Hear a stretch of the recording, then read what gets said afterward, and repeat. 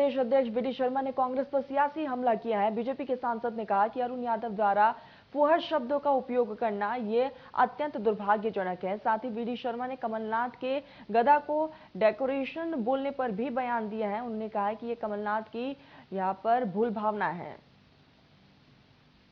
अरुण यादव के द्वारा माननीय प्रधानमंत्री जी के स्वर्गीय पिताजी के लिए इस प्रकार के फूहड़ शब्दों का उपयोग करना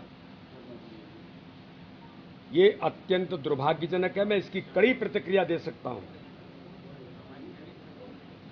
लेकिन जिस प्रकार से उन्होंने भाषा का उपयोग किया है ये मात्र मोदी जी का अपमान नहीं, देश की 140 करोड़ जनता का अपमान है। अरुण यादव जी ने जिस प्रकार के ओछी शब्दावली का जो उपयोग किया है, अरुण जी आज मैं कहना चाहता हूं कि आपके स्वर्गीय पिता सुभाष यादव जी भी बड़े मन से दुखी होंगे कि मैंने तो ये संस्कार अरुण को नहीं दिए थे, लेकिन ये देश के दुनिया के सर्वाधिक लोकप्रिय नेता के स्वर्गीय पिताजी के लिए इस प्रकार की भाषा का उपयोग करना ये कहां से सीखे। अरुण जी, हम तो सुभाष यादव जी का भी सम्मान करते हैं, क्योंकि हमें मोदी जी ने संस्कार दिए हैं कि राजनीति में चाहे पक्ष में हो और विपक्ष में हो, इस प्रकार के शब्दावली का उपयोग क्या ये उचित है।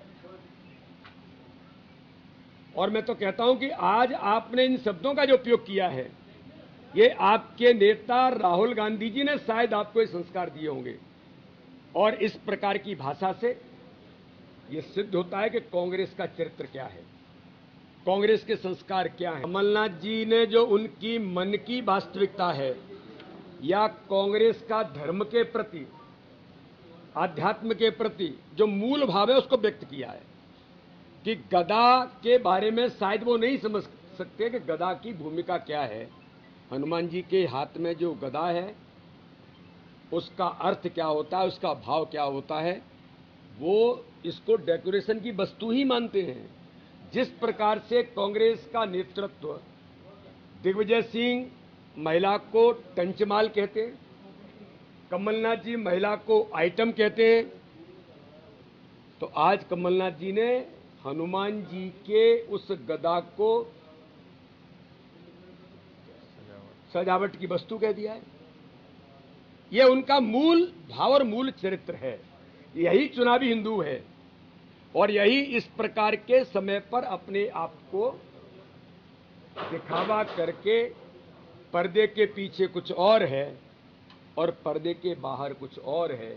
ये दोहरा चरित्र कांग्रेस का कमलनाथ जी ने हमेशा से दिखाया है, जो देश ने, मध्य प्रदेश ने, आध्यात्मिक लोगों ने, समाज के प्रबुद्ध लोगों ने इनकी इस भाषा को सुनकर के समझाए कि इनका किस प्रकार का चरित्र। मध्य प्रदेश में बीजेपी में बगावत का सिलसिला जारी है। शिवपुरी में ज्योतिरादित्य सिंधिया के करीबी बैजनाथ सिंह यादव ने कांग्रेस का हाथ थाम लिया है। बैजनाथ सिंह यादव अब कांग्रेस नेता है और उसके पहले वो भाजपा प्रदेश कार्य समिति के सदस्य रह चुके हैं। बैजनाथ ने पूर्व सीएम कमलनाथ, दिग्विजय सिंह, अरुण यादव की मौजूदगी में कांग्रेस का दामन थामा। साथ ही बैजनाथ यादव के साथ यहाँ पर बदरवास जनपद अध्यक्ष मीराबाई ने भी कांग्रेस की सदस्यता ली है। साथ ही शिवपुरी से बड़ी संख्या में बैजनाथ के समर्थक भी कांग्रेस में शामिल हो चुके हैं। आपको बताते चले कि भोपाल में कांग्रेस प्रदेश मुख्यालय में प्रांतीय सम्मेलन आयोजित किया गया और इसी दौरान पीसीसी चीफ कमलनाथ समेत प्रदेश के तमाम दिग्गज नेता मौजूद रहे और मध्य प्रदेश कांग्रेस कोरी और कोली समाज समन्वय प्रकोष्ठ का प्रांतीय सम्मेलन का आयोजन हुआ, जिसमें तमाम दिग्गजों ने शिरकत की।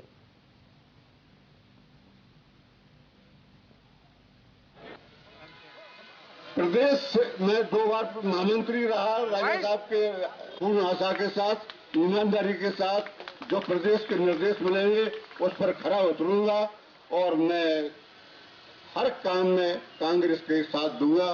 जय हिंद, जय भारत। सरकार की हनुमान जी महाराज की, दुर्गा मैया की।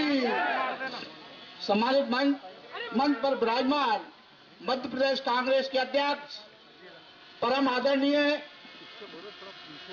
माननीय सम्माननीय श्री कमलनाथ जी मंच पर विराजमान, राहुल नरेश,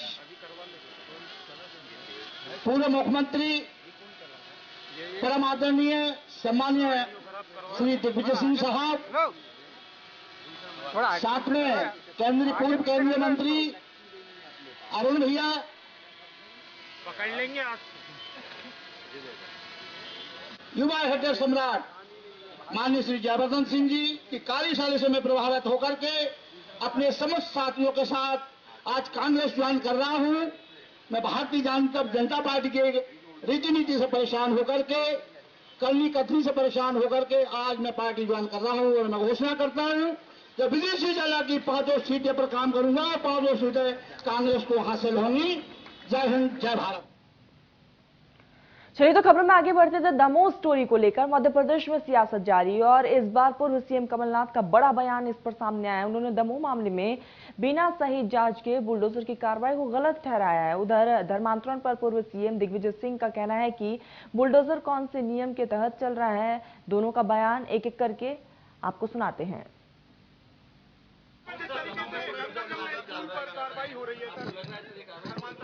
बात यह है, मैं हमेशा से इस बात के खिलाफत करता रहा कि ये कौन से नियम और कानून के अंतर्गत बुलडोजर चलाया जा रहा है, कौन सा नियम है, कौन सा कानून है।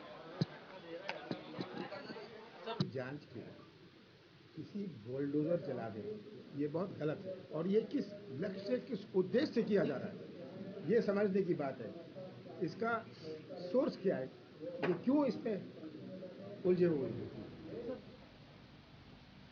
छत्तीसगढ़ के नेता प्रतिपक्ष नारायण चंदेल ने ऑपरेशन लोटस को लेकर बड़ा पलटवार किया। उन्होंने कहा है कि टीएस सिंहदेव को यह बात क्यों कहनी पड़ी कि टीएस बाबा कांग्रेस में भारी उपेक्षा का दर्द झेल रहे हैं, तो बीजेपी या फिर अन्य दलों में बाबा पर यहाँ पर संभावनाएं दिखती हैं। टीएस सिंहदेव अच्छे आदमी हैं और कमरे में जाकर बाबा से सकते होंगे। छत्तीसगढ़ के नेता प्रतिपक्ष नारायण चंदेल का ये बयान सामने आया जिसपे उन्होंने ये पलटवार किया।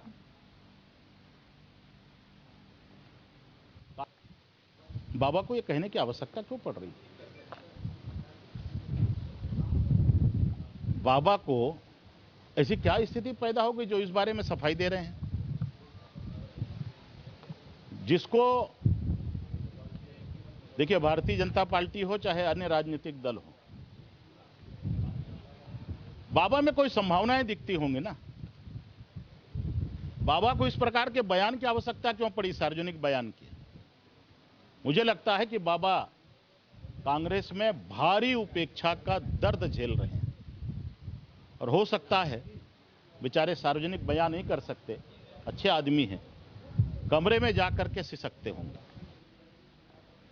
खबरों में आगे बढ़ते हैं। मंत्री रविंद्र चौबे के घर पर बैठकर नारायण चंदेल ने बड़ा पलटवार किया है। नेता प्रतिपक्ष नारायण चंदेल ने कहा है कि मंत्रियों के यहां पर जाकर क्या चुनावी रणनीति पर चर्चा करेंगे। साथ ही उन्होंने कहा कि कांग्रेस में भारी असंतोष है और कांग्रेस के कलह पर कहा कि मोहन मरकाम कितने संतुष्ट हैं। वहीं नारायण चंदेल ने कहा कि छत्तीसगढ़ विधानसभा सत्र पर बोले कि मानसून सत्र तकरीबन 10 दिन का हो। सवाल नहीं उठाया, हमने मांग किया है। कल भी बिलासपुर में प्रेस के मित्र आए थे, उनसे हमने कहा था कि छत्तीसगढ़ विधानसभा का शायद यह अंतिम सत्र है और ये मानसून सत्र कम से कम 10 दिनों का होना चाहिए। इसलिए होना चाहिए कि एक तो दुर्भाग्य ये है कि जब से भूपेश बघेल जी की कांग्रेस की सरकार छत्तीसगढ़ में बनी है, कोई भी सत्र विधानसभा का अपनी अवधि को पूरा नहीं कर पाया। सत्र समय से पहले, निर्धारित समय से पहले ही समाप्त हो जाता है। ये इस बात का घोतक है कि छत्तीसगढ़ की कांग्रेस सरकार, भूपेश सरकार चर्चा से भागना चाहती है, विधानसभा से बचना चाहती है। हमारी अभी भी मांग है कि सारे माननीय विधायकगण प्रदेश की ज्वलंत समस्याओं को, अपने क्षेत्र की समस्याओं को विधानसभा में उठाना चाहते हैं, रखना चाहते हैं और इसलिए छत्तीसगढ़ विधानसभा का जो मानसून सत्र है कम से कम 10 दिनों का आहूत होना चाहिए। मैं भी सुना। देखिए, ऐसा है, मंत्रियों के यहां जाकर चुनाव की रणनीति पर क्या चर्चा करेंगे? मुझे लगता है कि कांग्रेस में जो है भारी असंतोष मुखर होने की सूचनाएं मिल रही है। टीएस सिंहदेव साहब का भी कल जो बयान आया था संभागीय सम्मेलन में सरगुजा में, वह भी इस बात को प्रदर्शित करता है। कांग्रेस हाईकमान के लोगों से हम पूछना चाहते हैं, प्रभारी जी यहां उपस्थित हैं राजधानी में, क्या यह सच है कि जिस समय सरकार का गठन हुआ 2018 के चुनाव के बाद,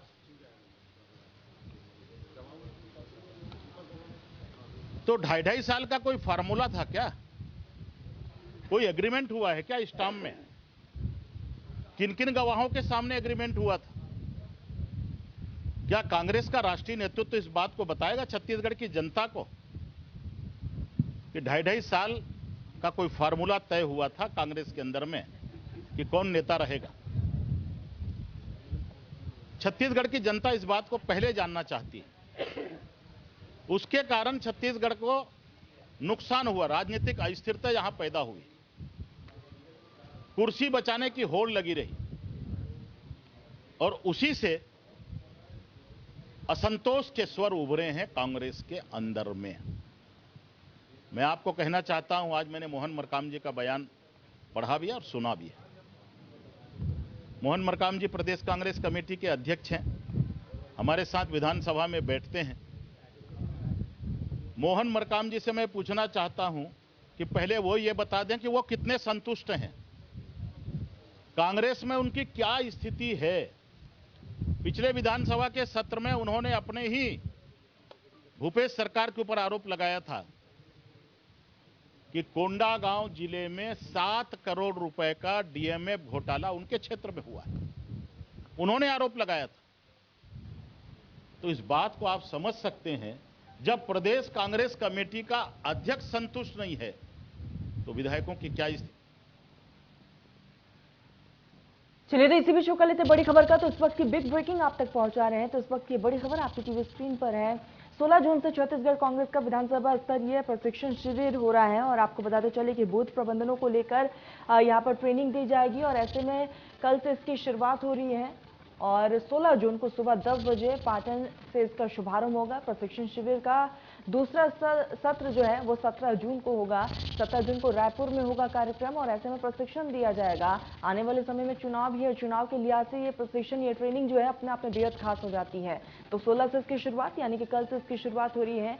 बूथ प्रबंधन को लेकर ट्रेनिंग दी जाएगी और 10 बजे पाटन से इसका शुभारंभ होगा और उसके बाद जो है 17 तारीख को भी एक सत्र रखा गया है प्रशिक्षण शिविर का और भारी संख्या में ट्रेनिंग दी जाएगी। 17 जून को रायपुर में प्रशिक्षण शिविर होगा और आपको बताते चले कि विधानसभा चुनाव से पहले जो है पार्टी कोई भी कोर कसर नहीं छोड़ना चाहती है और यही कारण है कि विधानसभा स्तरीय प्रशिक्षण का अब आयोजन कांग्रेस की तरफ से किया जा रहा है। बूथ प्रबंधन को लेकर यहाँ पर ट्रेनिंग दी जाएगी और 16 जून को सुबह 10 बजे पाटन से इसकी शुरुआत होने जा रही है, जिसमें कई दिग्गज मौजूद होंगे। तमाम दिग्गजों की मौजूदगी में इस ट्रेनिंग का शुभारंभ होगा।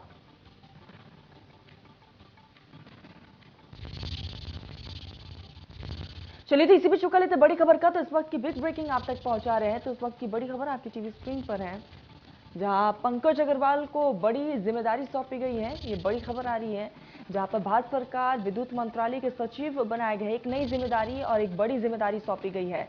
मध्य प्रदेश कैडर के 1992 बैच के आईएएस ऑफिसर हैं, 1 जुलाई को पदभार संभालेंगे।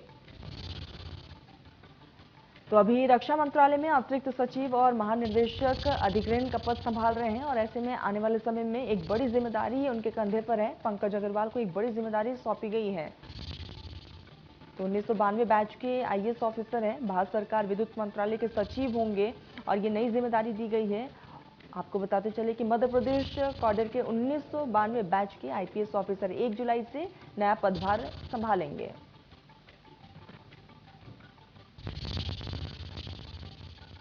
चलिए, फिलहाल मेरे साथ इस पूरे बुलेटिन में बस इतना ही। आप देख रहे हैं इंडिया न्यूज मध्य प्रदेश छत्तीसगढ़।